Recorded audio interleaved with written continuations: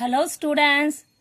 இன்னைக்கு நம்ம 11th standard maths chapter 10 example 10.14 10.14 பார்க்கலாம். differentiate y equal to e power sin x ன்னு கொடுத்திருக்காங்க. அப்ப நம்ம முதல்ல எப்படி क्वेश्चन எடுத்துக்கலாம் e power y equal to e power sin x. ஓகேவா? differentiate with respect to x. அப்ப dy by dx போடும்போது என்ன ஆகும் நம்மளுக்கு e power sin x நம்ம e power நம்மளுக்கு ஆல்ரெடி தெரியும் e power x டிஃபரன்ஸ் பண்ணா நம்மளுக்கு e power x தான் வரும். அப்ப e power sin x difference பண்ணாலும் நம்மளுக்கு என்ன ஆகும் e power sin x தான் வரும். ஆனா இந்த செயின் ரூல்ல நம்ம பவர்ல இருக்கும்போது பவருக்கு பண்ணிட்டு திருப்பம் அதோட ஒரு x டேர்ம் சேர்ந்து இருந்தா அதையும் டிஃபரன்ஸ் பண்ணுன்றதுதான் இவ்வளவு இத்தனை சமம் நம்ம போட்டிருக்கோம். அந்த ப்ராசஸ் தான் இதுல போகணும். செயின் ரூல யூஸ் பண்ணோம். அப்போ e power sin x difference பண்ணா e பவர் sin xன்றதே வந்துரும். அப்புறம் இந்த sin x டிஃபரன்ஸ் பண்ணோம்ல அப்ப d by dx இங்க செயின் ரூல யூஸ் பண்ணோம். செயின் ரூல் யூஸ் பண்ணா d by dx இந்த sin x திருப்பி நம்ம டிஃபரன்ஸ் பண்ணோம். முதல்ல இவனை டிஃபரன்ஸ் பண்ணிட்டு அதுக்கப்புறம் இவனுக்கான x வேல்யூவை டிஃபரன்ஸ் பண்ணோம். ஓகேவா? அதுதான்.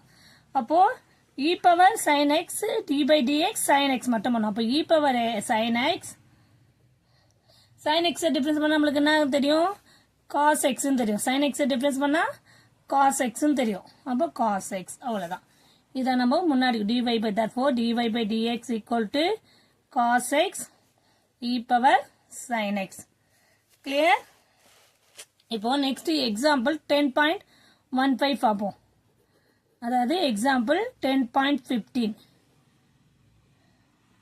question என்னன்னா differentiate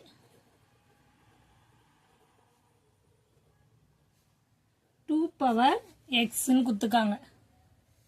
நம்ம அதை என்ன பண்ணோம் 2 power x ன்னு கொடுத்துருக்கத சொல்யூஷன்ல y equal to 2 power x ன்னு எழுதிக்கலாமா? இப்போ y equal to 2 power x ன்னு பண்ணும்போது நம்ம என்ன பண்ணோம் differentiate with respect to x ஆல டிஃபரன்ஸ் பண்ணோம். நம்ம ஆல்ரெடி ஒரு ரெடிமேட் ஃபார்முலா பார்த்திருக்கோம். ட்ரிக்னாமெட்ரியில differentiate of a power x difference பண்ணும்போது a power x log aன்றது ஃபார்முலா. ஓகேவா? அப்போ இங்க a வேல்யூ நம்மளுக்கு இங்க என்னது இந்த இடத்துல a வேல்யூ 2.